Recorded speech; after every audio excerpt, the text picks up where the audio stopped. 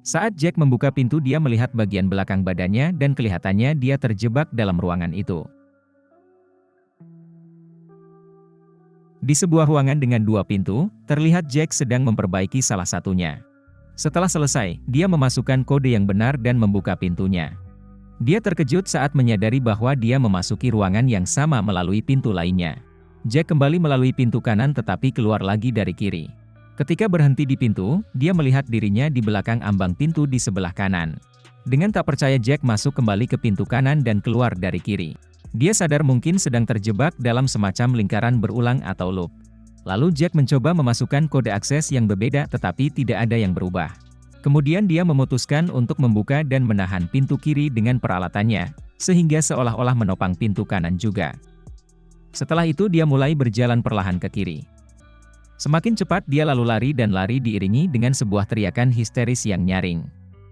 Pada akhirnya, tukang listrik itu lelah, memutuskan untuk beristirahat sebentar, minum air dan makan camilan.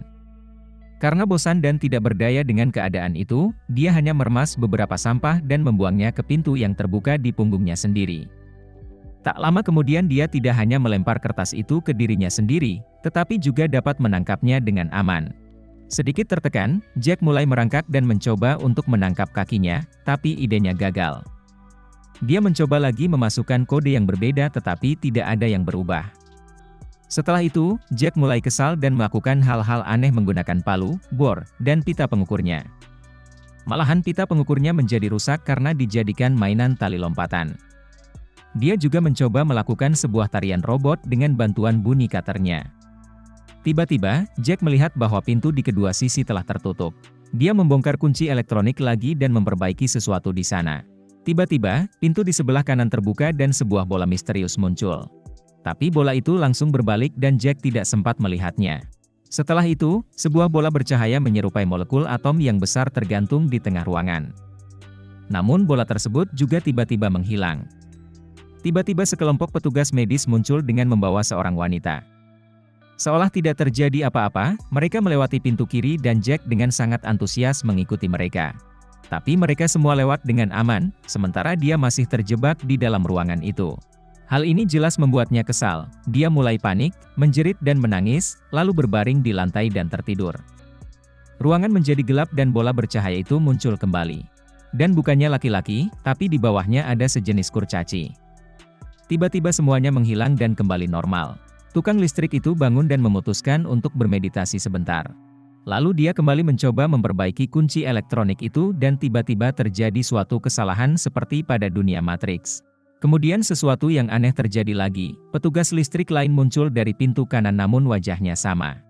Mereka sangat terkejut dan satunya mencoba melarikan diri tapi tidak bisa. Sekarang ada dua Jack dalam ruangan itu. Jack 2 mencoba keluar lagi, tetapi Jack 1 mencegahnya. Jack 2 mulai sakit dan sedikit mual. Mereka terlihat tidak senang satu dengan lainnya dan terlihat tidak berkomunikasi sama sekali.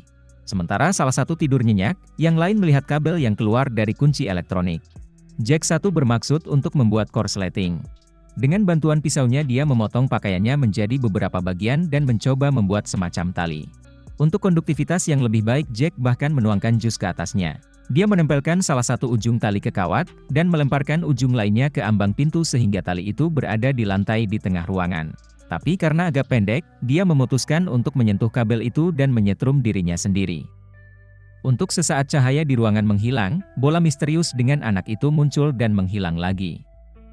Jack 2 yang terbangun melihat saudara kembarnya yang sudah mati dan berteriak ketakutan. Dia sedikit membuka pintu di sebelah kanan dan menyadari bahwa loopnya telah berakhir, dan dengan teriakan kegembiraan dia melarikan diri. Ternyata Jack 1 tidak mati dan hanya pingsan saja.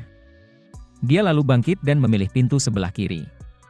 Di sana dia menemukan penyebab sebenarnya dari loop yang dialaminya.